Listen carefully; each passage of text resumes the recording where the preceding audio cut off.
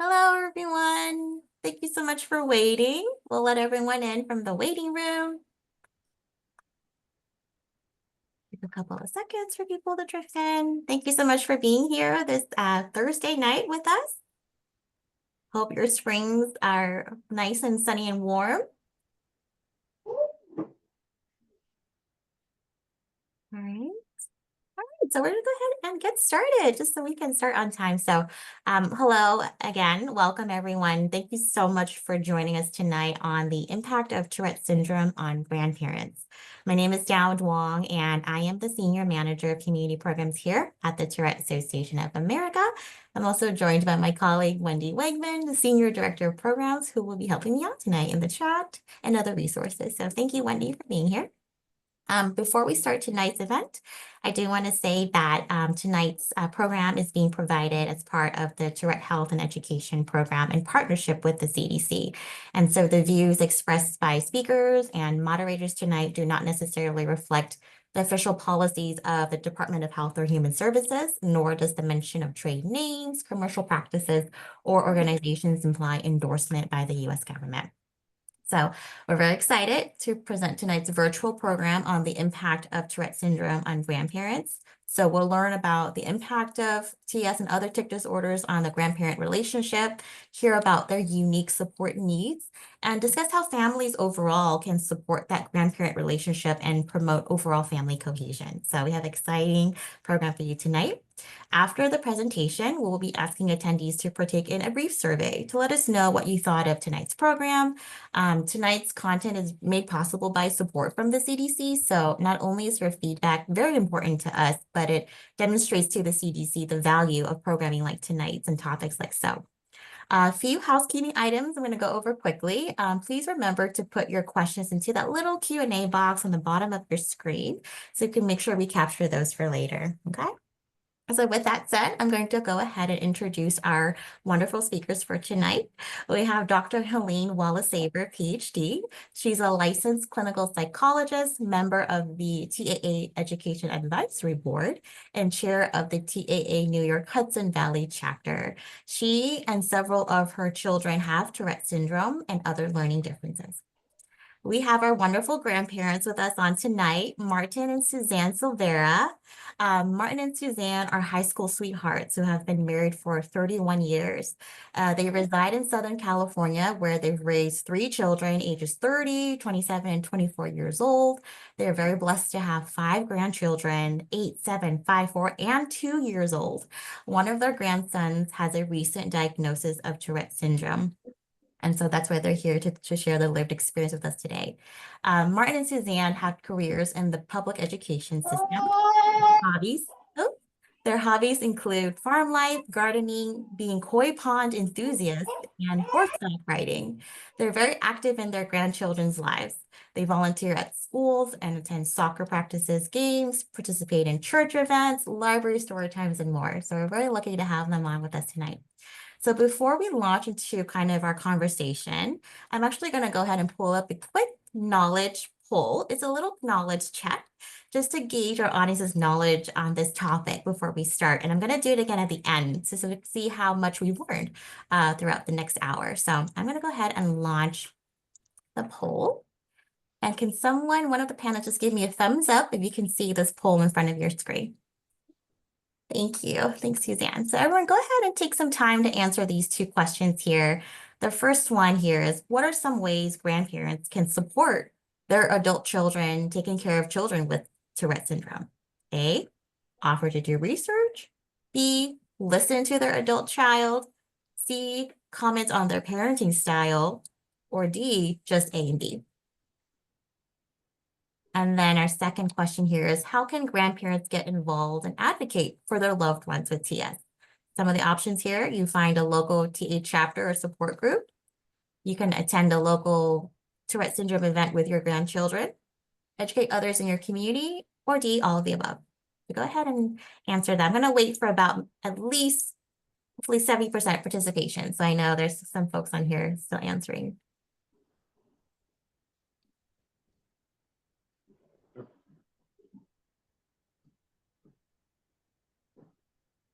Thank you so much for participating. Great. I'm going to go ahead and end the poll and I'll reveal the answers at the end. So thank you so much, everyone. All right. Cool. So let's go ahead and get started. So I'm going to go ahead and turn to Martin and Suzanne first. And I wanted just to ask you, can you share with the audience tonight, what was your experience like when you both found out Isaac, your grandson, was diagnosed with Tourette syndrome? And either of you can go first. Hello.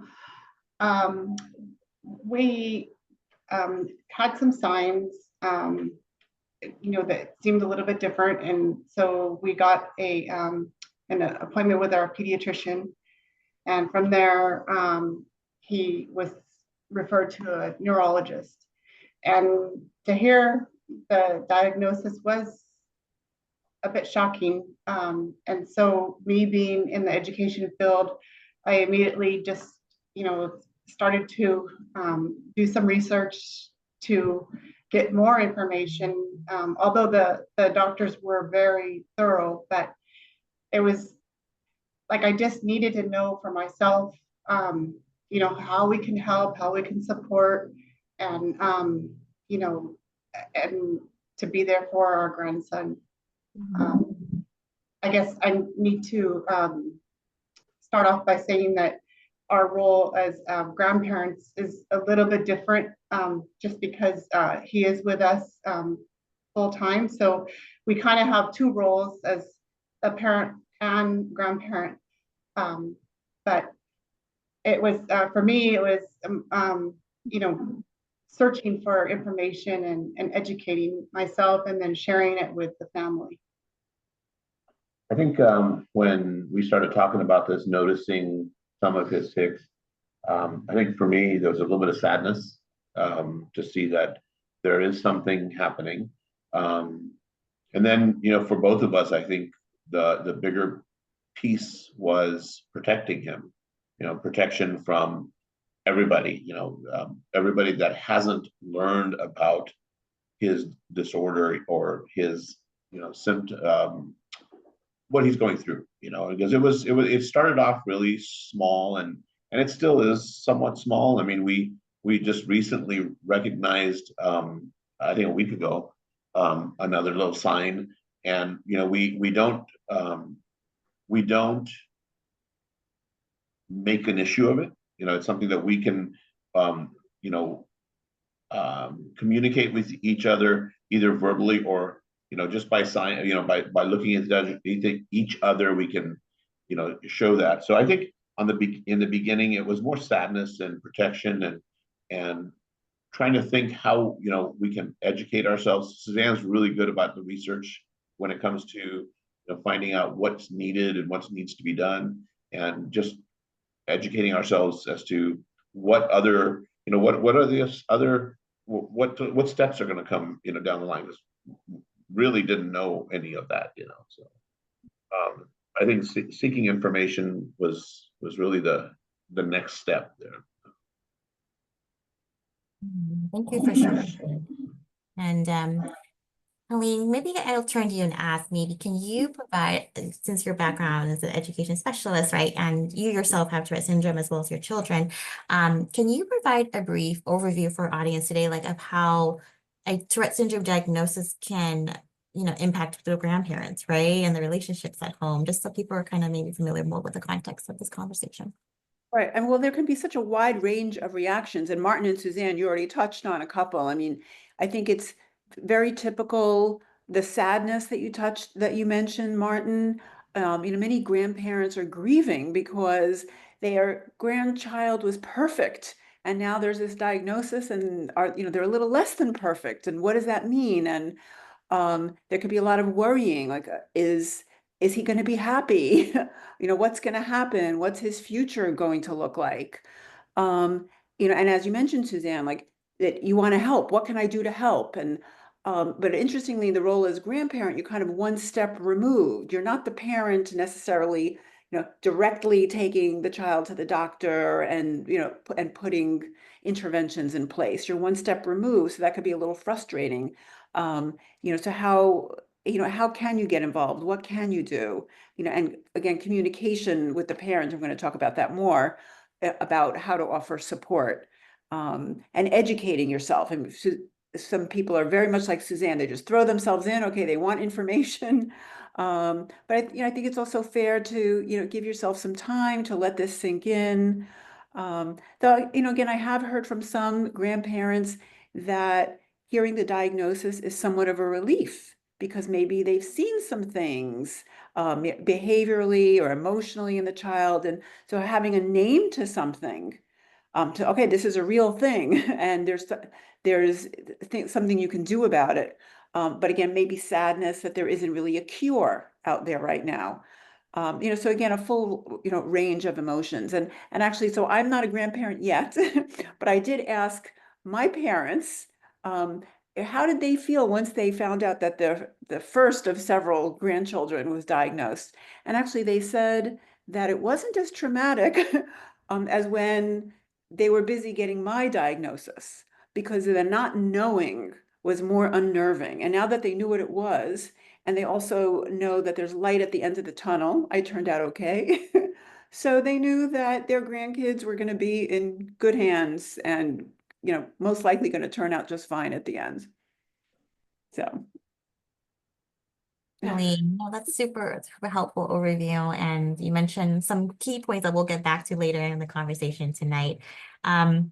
I want to turn to Martin and Suzanne for a bit of storytelling time a little bit. And I know, when we were planning for this, can you share a little bit with us how maybe you tried to maintain a sense of normalcy at home, like keeping routines, right? And how did you communicate Isaac's diagnosis with his other siblings, right? And what were those moments around the dinner table like during that first part of your journey? I'm gonna let Suzanne start on that, answering that question, and I can chime in, but I do want to say something in reference to something Helene said. Our grandson is perfect. He's perfect in his own skin. And with this diagnosis, with the outcome of what he's going through, I think we all have our own tics, if you want to call it that, in life when it comes to, individual beings. I know I have mine.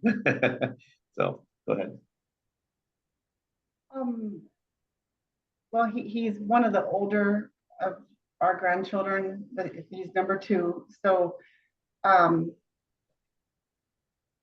first 2 are very close in age, so they can tend to know how to strike each other's nerves. But once we got the diagnosis, it was trying to kind of keep everybody doing their own thing, as far as not agitating each other. So maybe taking breaks or communicating like, well, we're having a bad day today, and we need some extra space. But also communicating with the extended family, as far as he's escalated in this area right now, or and then also bumping off of each other. Can you take this one for a little bit so that the other one can have their space? So just supporting each other. Yeah, I don't think we made an issue of his tics with the other grandkids. I think I don't think they're old enough to understand it. And I think, as Suzanne said, just working with them to give them some other avenue to deal with the immediate cause and effect. And so that was one big thing. When we shared it with our older kids, our kids, it was, I think everybody listened. I think everybody was a little shocked, because it is a diagnosis of some, a medical neurological disorder. And, I think everybody just sat down and listened. Fortunately, our youngest son, he actually started college, and was going into psychology, so I think he has a little bit of basic understanding.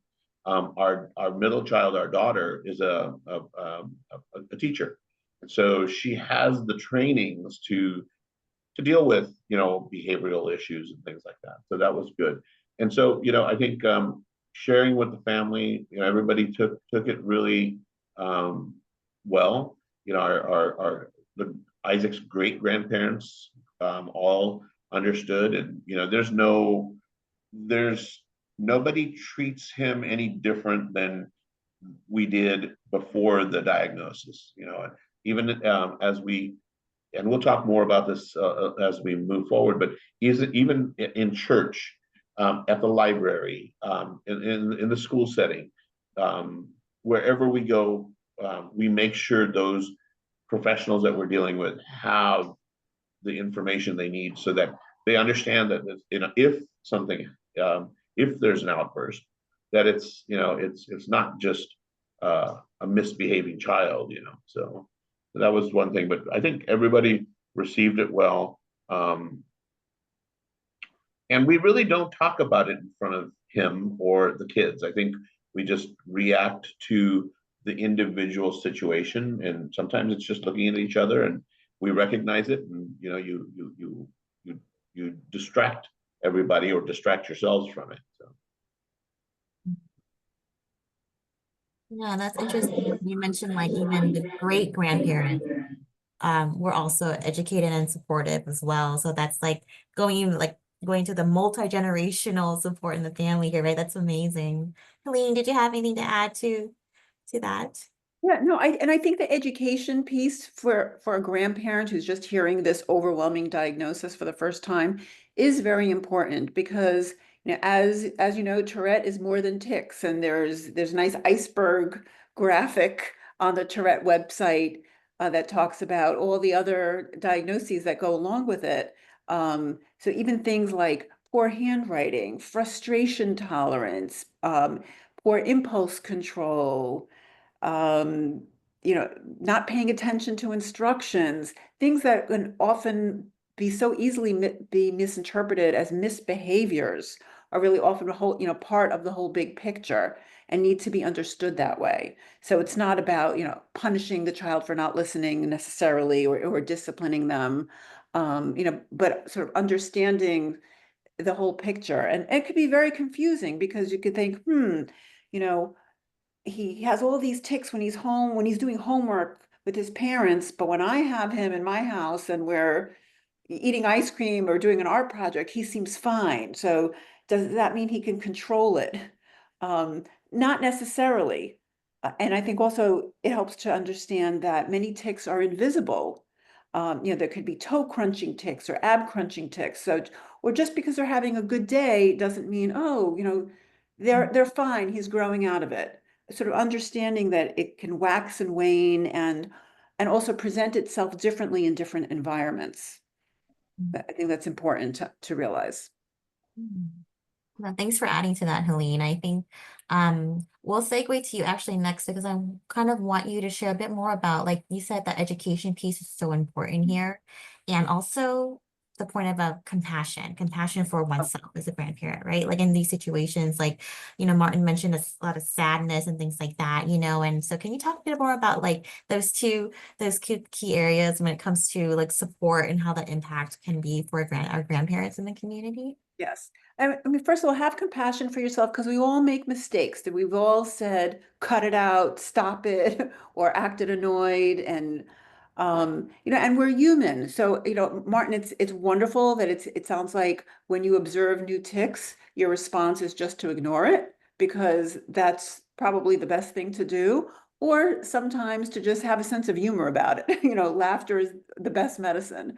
But again, having compassion that we're human. If you're trying to watch a TV show with your grandchild and they are having loud vocal tics that keep interrupting, it's natural to get a little frustrated and get annoyed. And, so again, having compassion for yourself that you're doing your best and you're going to make mistakes and they know you love them anyway and they love you back. Awesome. Thanks, Helene, for that. I want to move on to the topic of kind of navigating the grandparents' relationship to their adult child. So the parent of the grandchild with TS, right? Can you start us off with some, like ways that grandparents can navigate that, like that diagnosis and how that impacts their relationship with their adult child? Mhm. Well, what I've heard a lot from the parents that I've worked with is that very often they have to deal with what they perceive as criticism from the grandparents of their parenting styles. Well, if you were just stricter, well, if you just didn't give in to him, or how come he does this with you, but he doesn't do this with me? Um, and again, that education piece to understand that their behaviors are neurodevelopmentally based and that rewards and punishments are not necessarily the top of the line, intervention. And that unfortunately there's no magic pills. And um, you know, I guess having empathy for the parents who may have to try multiple kinds of interventions, different kinds of treatments to figure out what works for their child and what doesn't.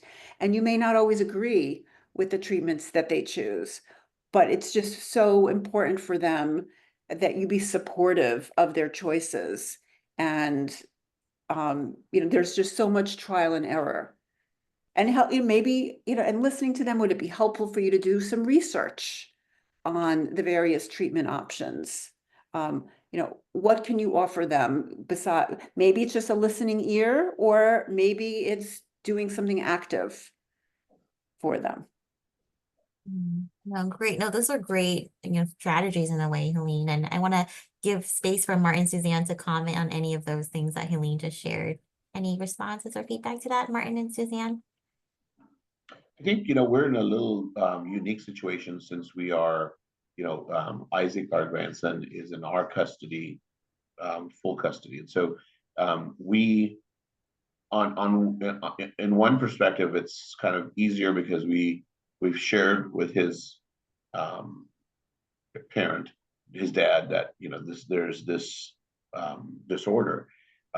It's easier for us because we're dealing with as in a sense as a direct parent, but we completely see the how it can become hard because as our children raise their kids who are as are having these issues, we can understand where it can be it may come across as being forceful as a grandparent, being trying to care, and I think we've said, everybody has said this so far, I think educating, I think that's the biggest piece. Educate yourself, educate your child who has your grandchild, give them all the information that you possibly can get for them, and that helps, may even help bridge the gap between the grandparent, the parent, and then also helping the child. So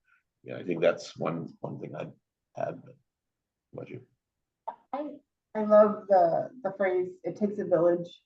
And so I think as a grandparent, the role is being supportive of the parent, in whichever way they choose to parent. It might not be the way we've parented, but again, we're living in a different time and in different situations. So and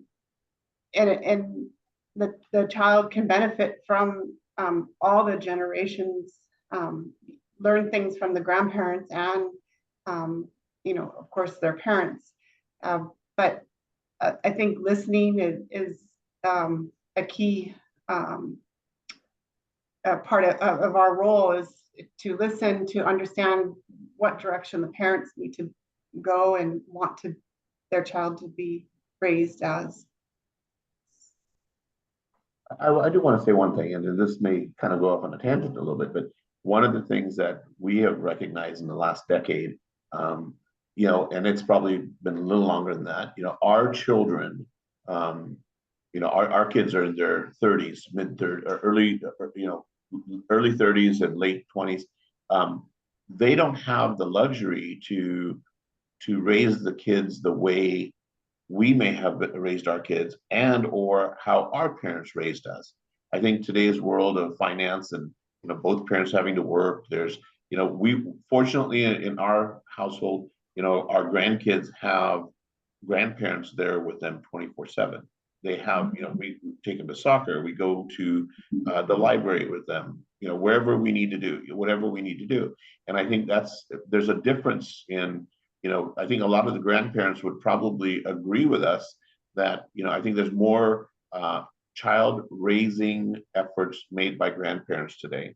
So I think there may be a little more influence that way. I think that influence should come in a respectful way, but I think there could be a lot more influence from the grandparents, and to take charge of it and help raise their child as well, because their child is going through the same pains of not knowing all of this and may not put the effort into to understand it as in depth, so.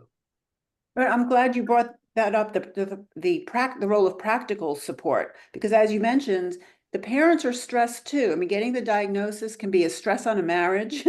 They're stressed out because they may be ignoring the siblings when they're so busy taking the child with the Tourette to all the therapists and tutors and doctors. And there could also be financial stress because many of these physicians, are not covered by insurance. So if there are practical ways that a grandparent can help, whether it's taking the child with Tourette to appointments, or doing fun things with them, or giving extra attention to the siblings who may sort of feel a little ignored by their parents. Babysitting, offering financial support if that's possible, and just spending typical time with their grandchildren and enjoying the wonderful things about their grandchildren. So the focus is off the Tourette, because the parent may just be having the energy, not have enough energy to do the fun outings because they're so busy taking care of appointments and working with the schools and working with their partner to try to present a united front on how to intervene with their kids. So there's so much practical support as a grandparent that you can offer that is very important. Great takeaway, the practical support, right? And speaking of practical support, now I kind of want to segue into maybe speaking about like the unique support needs of grandparents themselves, like as individuals within the family. So let me turn it back to Martin and Suzanne. Can you both share with us different ways that you found support within your own community, your social circles, etc.? Well, in my research phase, I found the Tourette Association, and it has been tremendous help. I've joined some of the support groups. I've printed off the toolkits, and one tool that I carry around everywhere I go is the TS card. It's kind of an easy little way for me to, to reach out to the soccer coach, or maybe we're sitting in church and we're having a hard time vocally or other, that I could just share it with them quietly, and then it just kind of brings a little bit of understanding, a little bit of compassion, so we can work through it together. And sometimes I have a harder time than Martin does to open up to others as far as sharing things, but I've learned that after I share, there's so much support out there that people have been through, or if they know of a resource. So I've used that card, the TS card, a lot. It's helped. I think on my end, as the male figure of the family, is having more patience, because sometimes coming home from work and having to deal with sometimes the kids, just the normal we have 4 grandkids in the house, and it's quiet now because they're outside playing with parents, you know. But having the patience, I think, is number one, and reminding yourself that this is not your child's or your grandchild's fault. This is something that they have no control over, and just sometimes just walk away, come back with a different approach. We were just talking about this week. Our grandson has trouble in the morning getting to school on time, and it's sometimes Suzanne has to work for a good hour just to get him dressed. And at first I thought it was more just a disobedience, but looking into it and paying attention to the repetitiveness and how he, it is part of his, I think we've both agreed that it has something to do with his his diagnosis. And so I think having patience is one, giving him the space, as a grandparent, giving our grandson the space when he needs it. I think that's about it on my end. I'm glad that TS card was helpful. And so maybe we can also have maybe Wendy link out to that I have TS card in the chat so people can also print it or download that card as well if that was helpful. Any responses to that, Helene? Any to their experiences just mentioned? Yeah, no, I love using the TS card to educate others, because many grandparents have told me that it makes them feel useful when they can be out in the community educating others. And again, also getting involved with a local chapter, participating in Tourette Association social events or awareness raising events. It often helps grandparents and parents feel part of a community where they meet other caregivers, other family members. They're not the only one out there, and they also feel like that's a way for them to do something to give back. So they're grateful that they can get information, but there's also something they can do to give, and that makes people feel again useful and connected, and like there's something they can do. And that also shows their grandchild and their adult child that they're there to offer their support in whatever way they can. So. That's great. And I think too, Helene, how we mentioned how like that education piece opened the door to grandparents to get support from themselves. That loop, kind of like education, a good feedback loop for support. Can you explain that a little bit more, and how like that can help maintain what is like we call grandparent joy, right? Like being in the moment that you shouldn't take away from being a grandparent, right? And that's just one part of the family dynamic. Can you comment a little bit more about that? Well, again, I think about being in the grocery store and, with your grandchild in the shopping cart, and maybe they're doing some tics and people are staring. And that can be very uncomfortable, embarrassing moment. But if you're able to, you have the resources to, educate someone in a very neutral way, in the way that you might explain, oh, my child has asthma, my child has a peanut allergy, and that's why they can't have that. And oh, my child has Tourette, that's why he's making those movements and doing those noises. And I think once people are educated, you get very supportive responses, because everybody has something, right? So I think that there's general support out in the world, out in the community, once people are educated, and their support. You can get support once they understand what's going on. And then like, oh, okay, whatever, on to the next thing. Yeah. I don't know if that answers your question, though. I did. Yeah, no, it's like you said, it's opening the door, right, for like so many other forms of support, whether it be practical, emotional, like we said, it takes a village kind of the support. So thank you for that. Any other maybe unique support needs, Martin, Suzanne, that we haven't mentioned on here, or we've pretty much covered them for what it was from you. Anything else you can think of that would help our grandparents on tonight? Don't blame yourself. Don't blame your child. It is something that is uncontrollable. It is something that you're gonna live. I had open heart surgery not too long ago. I had no control of that. And maybe I did. Maybe it was the consumption of food that I ate, you know. But again, these children that are going through this, they have no control. So I think just um, don't blame anybody. Mm. And I Yeah. have heard that from grandparents, like, well, I think the genes are from my side of the family.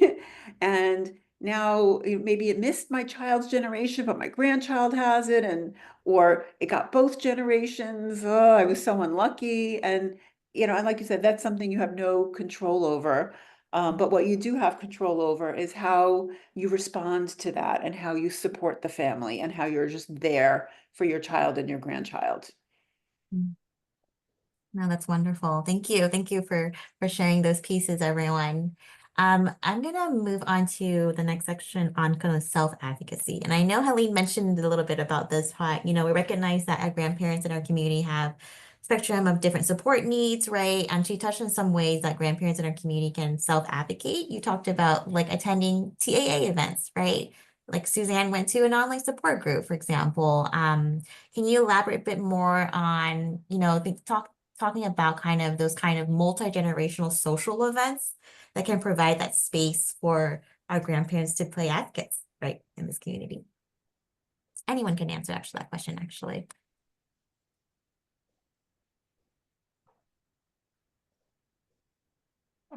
As a grandparent, I think that we just need to look for invitations if it's not even directly, directed at grandparents, if it's titled families or what it may be, and just look for ways that we can support the parents and the children. And so I think that, just kind of, even if it feels a little awkward at first, just because you're a grandparent, once you get involved, I think you'll benefit, and then you can also possibly benefit others with your experiences or your background. Yeah. And in our chapter, we've had grandparents participate in formal support groups, but also show up to social events intended for the kids. And that's always so wonderful. And I think many grandparents are relieved when they're at a party or, and they see, okay, there's 20 other kids besides my grandchild who have Tourette, and they're okay, so there's just a sense of relief to that. And they get to informally, have informal support with other parents and grandparents and other caregivers that are at this event, because not everyone necessarily wants to go to a formal support group. And like you said, Suzanne, sharing your experience. If you're the grandparent of an older grandchild and you're talking to a caregiver of a younger child, so letting them know what they might experience down the road. So it's always wonderful to be able to share that with others. I love that informal space, right, for connection and organic connection, right? Whether or not, like you said, it's an event just for kids, but like you said, it's much more than just the child, right? It's the village, right, that support and then can benefit from that too. I guess a fun question, I guess, from Martin and Suzanne. What I always like this question. I ask this for all our families and communities. What grandparent superpowers have you gained as a result of being on this journey with Isaac and his TS diagnosis? I love this question. So I always ask to all of our families. I am just overjoyed to be a grandparent, and I know that grandparents have a very special role, and I hold that as a great honor.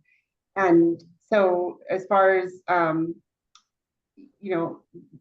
being a part of the grandchild's life, as far as if they have TS or any other diagnosis, but in supporting our children who we took pride in raising and growing. And so we get kind of the ultimate, we get to support our kids and our grandkids. And there's so many ways that we can support, like Martin touched on, the structure of families today is a little bit different. So, I mean, we could take them to practices or even, medical appointments or even helping with the siblings while the parents can participate more one-on-one time. But I think, our role is very important, and the grandchildren can benefit so much from us. So I think our superpowers are that we are we're grandparents to these children. So that's my point. I have two superpowers. One is I've learned to develop more patience when it comes to specifically the tics and the outbursts. I think that is a huge piece, because I think men versus women, and maybe I'm being sexist by saying this, but I think in our household, I tend not to have as much patience when it comes to the yelling and screaming and all of that. But it has helped me with everybody to develop those patience. And the second thing is, we have developed a line of communication where it's nonverbal.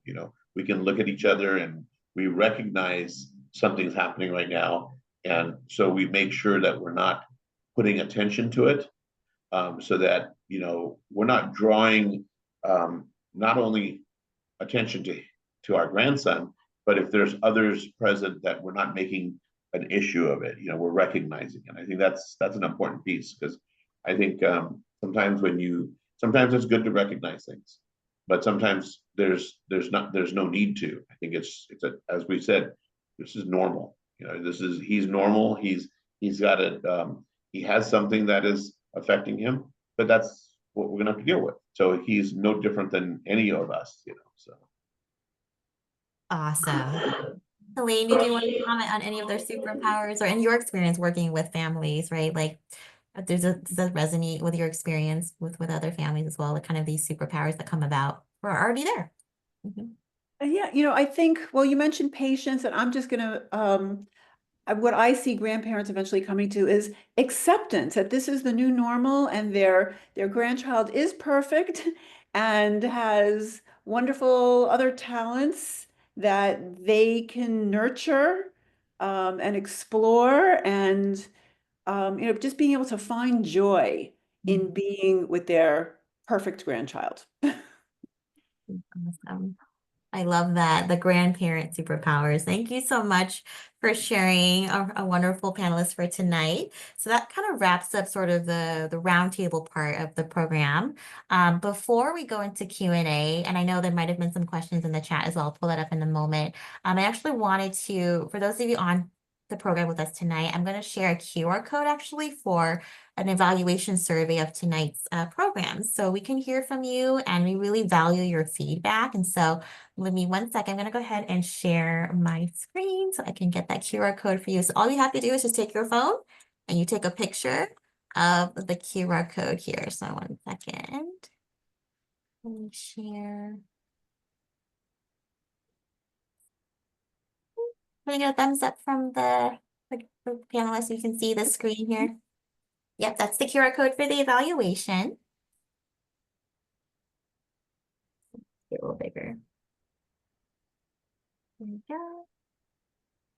Please take a few seconds, minutes to answer this survey. We appreciate it. And if you have any program ideas for us, we also have a cool email inbox called programideas@tourette.org. You can also submit future feedback or ideas to us, and we'll definitely read those emails.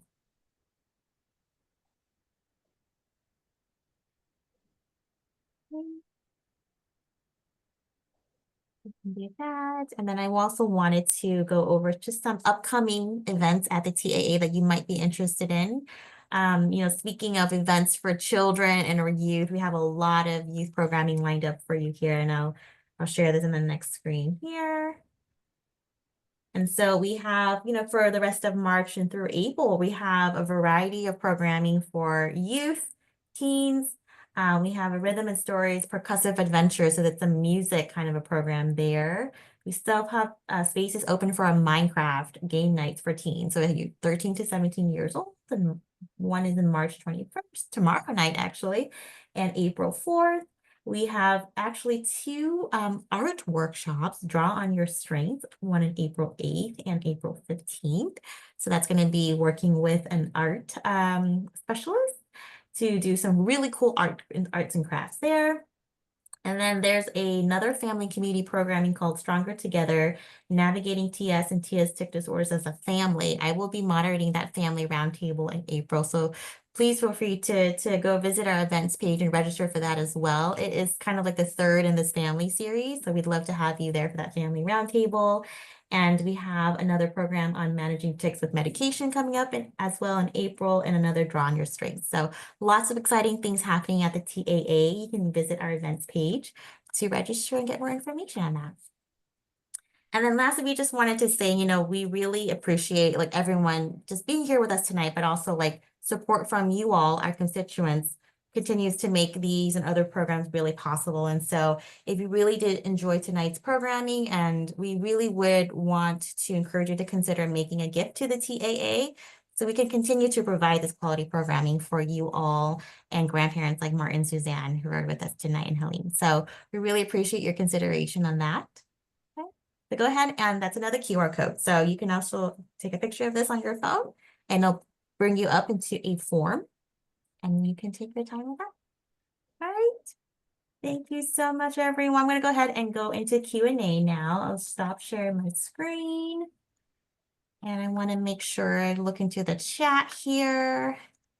Let me pull this open. All right, so we have, let's see here. One question from an audience member here. It looks like, how do you handle non-supportive family? For example, family members that think the child just needs more discipline, quote unquote, even after they've shared about the Tourette syndrome diagnosis. So Martin and Suzanne and Helene, feel free to answer. I think that's a hard one because Yeah. If someone is not accepting it, you can't shove it down their throat, but you can provide as much information as the cards, or encourage them to participate in one of the meetings or activities to start to learn. I think people, yeah, we've heard that a little bit about, maybe it's just behavioral, not neurological, and so I think just trying the best as a grandparent to be the neutral party and make sure that you do everything you can to educate that family member. And maybe, and hopefully the article Tourette for grandparents, if that hasn't been shared already, that could be helpful for them. But yeah, you can only do what you can to educate, but maybe also having a little sympathy. But often behind that denial is really fear. Like, how can this be something not fixable? So the fear and worry that there's no cure for Tourette. And so hopefully it's not Tourette. Hopefully it's just misbehavior, that something can be, you can do something about that. I would just add, sometimes if they're not hearing the recommendations or wanting to accept what is being communicated, to lead by example. Just showing that you give positive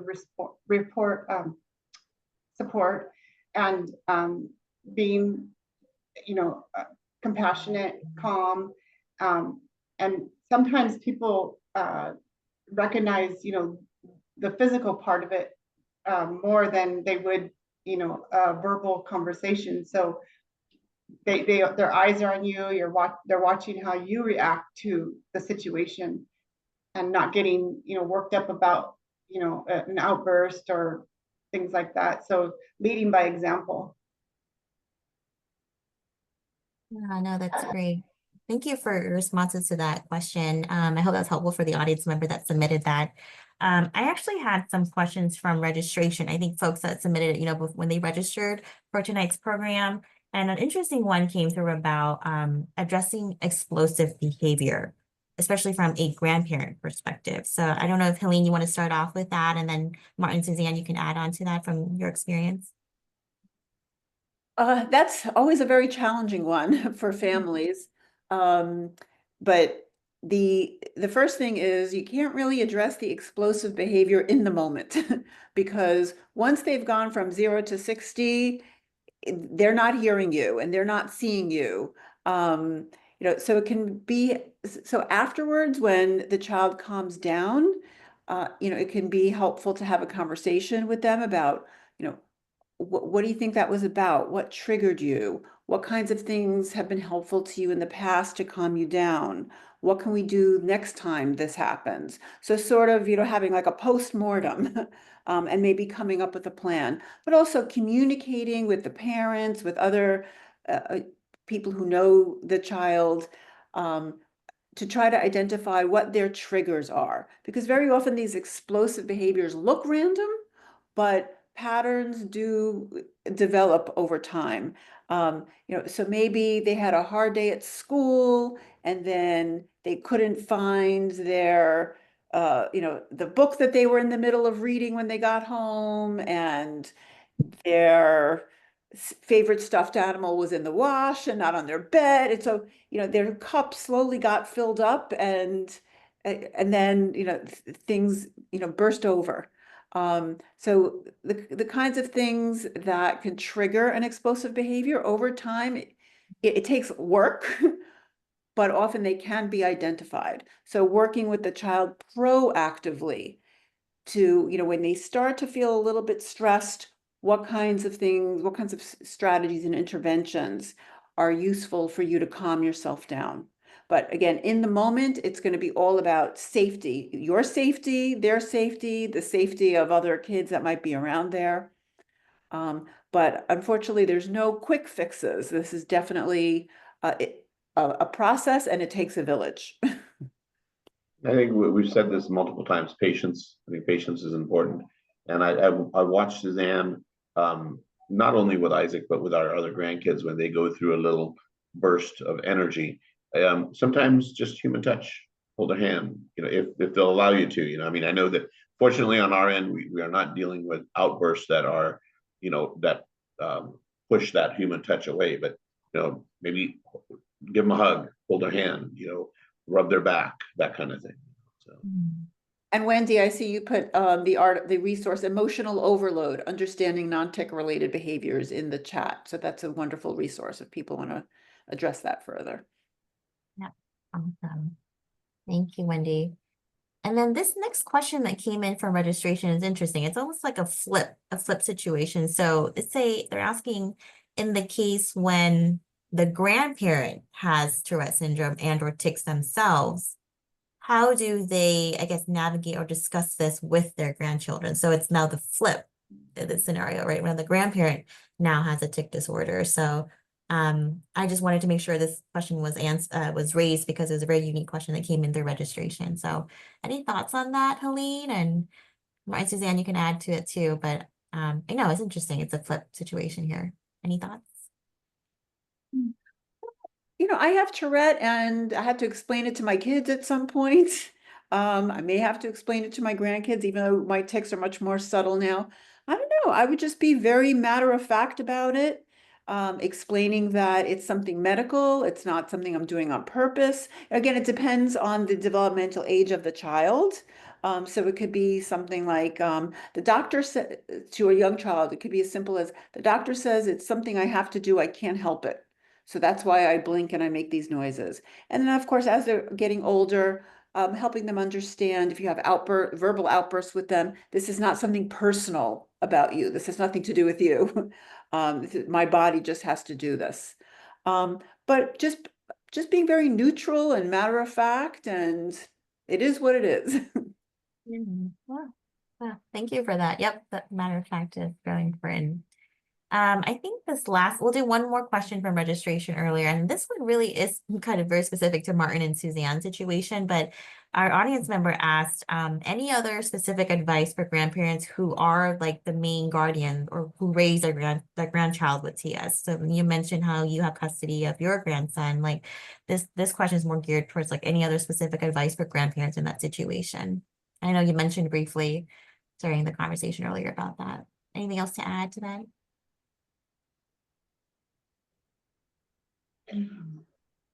I think it's just, be that that pillar for your grandchild. Be that pillar, involve yourself again, like we said, educate yourself. Don't worry about what the world thinks. Think about that moment and, what you can do to help your grandchild. And I think educating yourself, keep involved, be be neutral. I mean, there's all, we've read and seen, there's so many different things that can happen, but I think it's you're doing the right thing as a grandparent. If you're that guardian, now you're playing two roles. You're playing the role of the parent and the role of the grandparent. So, I think just have patience and educate yourself. I think that's the biggest thing. And talk to people. I mean, again, these group chats and things like that I think are important, because I think if you have someone else to bounce off of, it may be such a minor conversation that could help you tremendously to support your grandchild. Amazing. Suzanne? And I think as parents, yeah, we want the very, very best for our children. And the same as a grandparent, whether you're raising your grandchild or helping on the sidelines, you want the very, very best for them. So you try and make the right decisions and the right be supportive for them, and so sometimes it feels a little awkward, being a grandparent, at a parent-teacher conference, or a grandparent, at a doctor's appointment, but these children need us, and we're there to help these children grow.